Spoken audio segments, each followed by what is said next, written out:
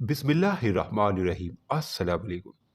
एक अल्लाह वाले से किसी ने अपने मुकद्दर की शिकायत करते हुए कहा, जो काम करता हूँ उल्टा, जो काम करता हूँ उल्टा, मेरे तो सारे काम ही उल्टे हो जाते हैं।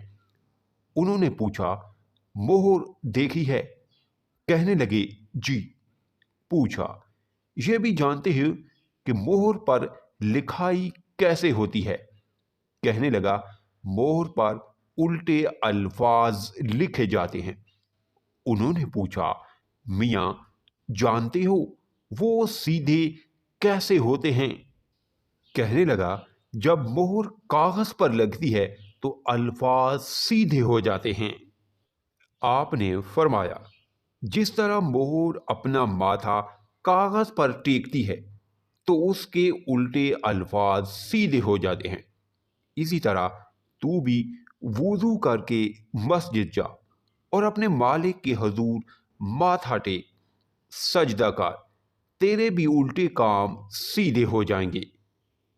दिलचस्प और सबक स्टोरी सुनने के लिए चैनल को सब्सक्राइब जरूर कीजिएगा।